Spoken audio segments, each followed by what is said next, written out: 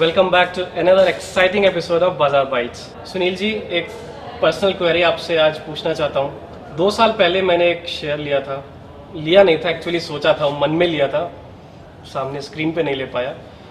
और बहुत अच्छी चॉइस थी मेरी, बहुत एनालिसिस था और सटीक एनालिसिस था। आज वो उससे 4 गुना हो चुका है ऑलरेडी 2 साल में, लेकिन सुनील जी मैं वो ले नहीं पाया। और देखता हूँ मैं उसको स्क्रीन के आगे, वो बढ़ता रहता है, मैं उसको देखता रहता हूँ। और परेशानी ये है कि उसके साथ में कुछ और भी नहीं ले पा रहा हूँ, क्योंकि कंपैरिजन हर एक चीज़ का उस बेंचमार्क से हो रहा है। तो ना तो मैं वो ले पाया जिसको मैं देखता रहता हूँ, ना उसके सामने कुछ और ले पा रहा हूँ। सुनील जी, इस दुविधा से कैसे निकले? देखो अंकुर जी, एक बात बताऊँ आपको, इस मार्केट का सबसे बड़ा जो पेन है, जो दर्द है, वो यही है जो आपने बोला। ये खाली आपकी परेशानी नहीं है, ये बहुत लोगों की परेशानी है कि उन्होंने एक स्टॉक ढूंढा, उसके बाद उसको एनालाइज किया, उसके बाद उसको वॉच किया, लेकिन उसको लिया नहीं। सुनील जी, ये होता तो बहुत लोगों के साथ है, लेकिन बोलने के लिए भी हिम्मत चाहिए ना। हाँ बिल्कुल ठीक कहा आपने, आपने बोल दिया, अच्छे आदमी हो। देखिए एक बात बताओ, इस मार्केट का सबसे बड़ा जो दर्द अगर मुझसे आप पूछोगे, इस मार्केट की सबसे बड़ी जो पेन, बिगेस्ट पेन इस मार्केट के अंदर है, वो क्या है? वो यही है कि मैंने ढूंढा, मैंने देखा, सबसे पहले मेरे को पता चल गया और वो स्टॉक ऊपर गया, लेकिन मैंने नहीं लिया। इससे बड़ा दर्द इस मार्केट में कोई नहीं है कि मैं हीरो था, मैं हीरो बन सकता था, लेकिन मैंने लिया ही नहीं। और ये वाली जो पेन है ना अंकुर जी, ये पेन एक टाइम पे गलत फैसले करवाती है आपसे। क्योंकि जो आदमी आज नहीं ले पाया उस स्टॉक को, 2 साल बाद वो स्टॉक को देखेगा 3 गुना, 4 गुना, 5 गुना, अगर वो अच्छा स्टॉक है, वो हमेशा जो एक टीज, जो कसक है ना, वो अंदर बनी रहेगी उसके, वो कहीं ना कहीं उसके अंदर रहेगी कि ये स्टॉक सबको बताएगा। वो जैसे आपने अभी मुझे बताया, ऐसे वो सबको बताएगा, देखो ये था वो स्टॉक, देखो ये था वो स्टॉक, देखो ये था, मैंने ढूंढा था, ये मैंने ढूंढा था, लेकिन मैंने लिया नहीं। ये कसक जो है ना सर, ये सबसे गंदी चीज़ है इस मार्केट में, और ये हमेशा आपको फंसवाती है ऐसी जगह पे जाके जब एक्चुअली वो स्टॉक अपनी जर्नी पूरी करके और वापस आ रहा हो या वापस आने की तैयारी कर रहा हो, तब ये आपको फंसवाती है उसके अंदर। देखिए एक मैं आपको बात बताऊं, कभी भी किसी स्टॉक के अंदर आप उसको एनालाइज करते हैं, आप उसको देखते हैं, इस पेन से बचने का जो तरीका है ना, एक्चुअली वो भी उतना ही सिंपल है। ये पेन तो है, लेकिन इससे निकलने का, इससे दूर जाने का, इससे बाहर आने का एक तरीका भी है। बिल्कुल, जरूर बताइए, बड़ी बेसब्री से इंतजार है। देखिए इसका तरीका है, दर्द की दवा भी। आपने एक स्टॉक को वॉच कर रहे हो, आपने एक स्टॉक ढूंढ लिया। अब ज्यादातर लोग क्या करते हैं, चलो ये मैंने ढूंढ लिया, अब मैं इसको वॉच करता हूँ, अब मैं इसको कुछ दिन देखता हूँ, उसके बाद फिर मैं सलाह करूंगा, अपने फादर से पूछूंगा, अपने भाई से पूछूंगा, दोस्तों से पूछूंगा, इससे पूछूंगा, उससे पूछूंगा, वो सारी दुनिया से सलाह करता है। उसके बाद इतनी देर में स्टॉक जो है वो 20%, 15-20% ऊपर चला जाता है। अब वो स्टॉक जब ऊपर निकल जाता है, वो कहता है अच्छा ऊपर चला गया, थोड़ी वेट करता हूँ थोड़े नीचे आने की। वो वेट करता है, वो स्टॉक और ऊपर चला जाता है, फिर वो वेट करता है, वो स्टॉक और ऊपर चला जाता है, फिर वो वेट करता है, वो स्टॉक और ऊपर। एक टाइम ऐसा आता है, वो स्टॉक इतनी ऊपर हो जाता है कि अब उसे लगता है कि अब तो फायदा क्या लेने का, अब मैंने देखा था 100 का था, अभी तो 200 रुपये पहुँच गया, ये सारा गेन तो गया, सारा गेन तो निकल गया इसके अंदर से।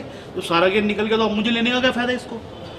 तो आप ये समझ लीजिए कि जब भी आपको ऐसा लगे एक स्टॉक आपकी निगाह पे आ गया, आपको ऐसा लगा कि यार ये स्टॉक बहुत अच्छा है, एक काम कीजिए, उसके अंदर उसमें एक छोटा सा ट्रेड डाल दीजिए, बिना एनालाइज किए, बिना किसी से सलाह किए, बिना किसी से पूछे।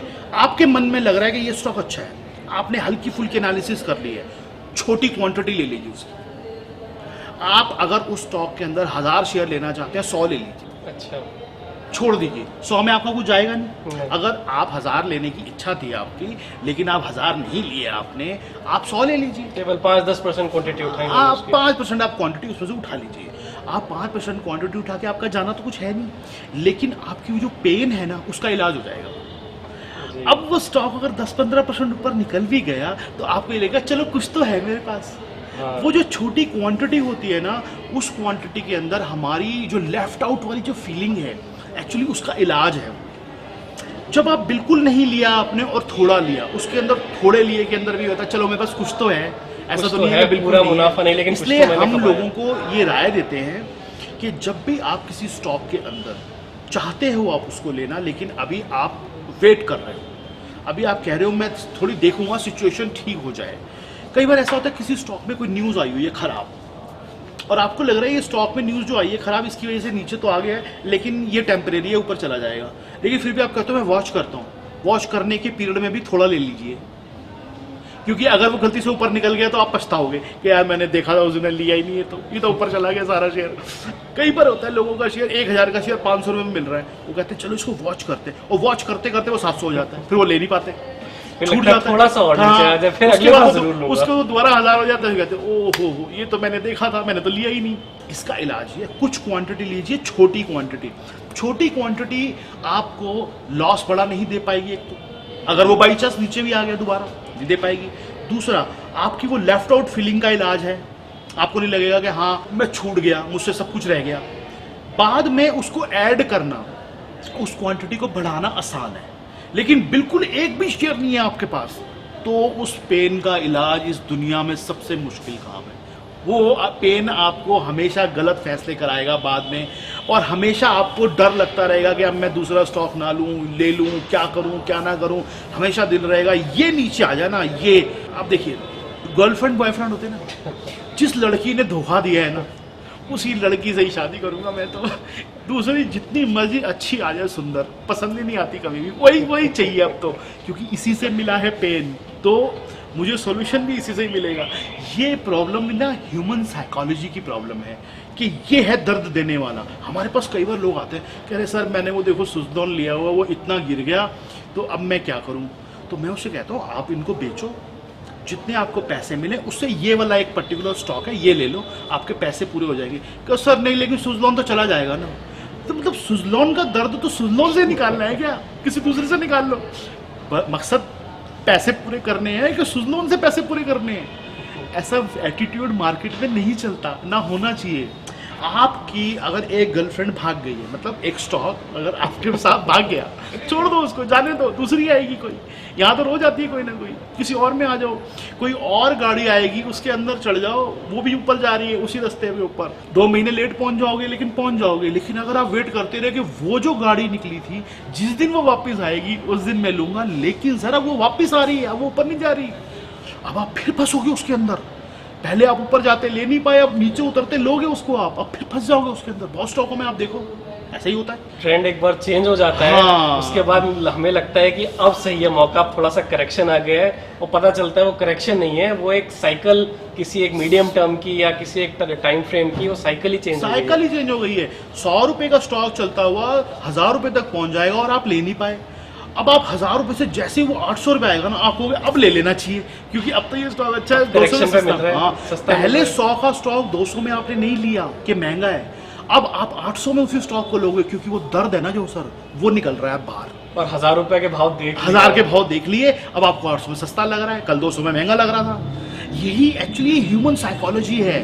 ये सारा पूरा शो हमने इसीलिए डिजाइन किया है कि इस मार्केट की ट्रेडिंग के अंदर साइकोलॉजी का इतना बड़ा रोल है, आपकी एनालिसिस का, आपके स्टॉक सिलेक्शन का जितना बड़ा रोल है, उससे कहीं ज़्यादा बड़ा रोल साइकोलॉजी का है। क्योंकि काम तो हम कर रहे हैं ना, एक आदमी काम कर रहा है ना, उसकी सोच आ जाती है कहीं ना कहीं बीच में। तो अच्छा ट्रेडर जो होता है वो होता है जो अपनी उस सोच को किनारे रखता है, और जो रैशनल जो दिख रहा है उस पर काम करता है। और रैशनैलिटी ये है कि अगर एक चीज़ निकल गई है तो उसको जाने दीजिए, दूसरी पकड़िए। और अगर आप उस पेन से बाहर आना चाहते हैं, उस पेन को आप चाहते हैं ना हो आपके साथ, तो छोटी क्वांटिटी की आदत डालिए। स्टॉक जो मिल गया है उसमें छोटी क्वांटिटी लीजिए और फिर एनालाइज करिए। एनालिसिस के बाद अगर आपको लगता है कि हाँ ये उतना अच्छा है जितना मैंने सोचा था, क्वांटिटी बढ़ा लीजिए। That's it. तो आज सुनील जी से हमने जाना कि सबसे बड़ा दर्द स्टॉक मार्केट का क्या है, और उससे अच्छी बात उसकी दवा क्या है। तो व्यूअर्स, दर्द और दवा, सुख और दुख का ये खेल जो स्टॉक मार्केट में है, उससे हम आपको और फेमिलराइज कराते रहेंगे। आपके कोई भी क्वेश्चंस हो, क्वेरीज हो, हमारे साथ शेयर कीजिए, हम पूरी कोशिश करेंगे कि उसका जवाब आप तक ज़रूर पहुंचे। Thank you.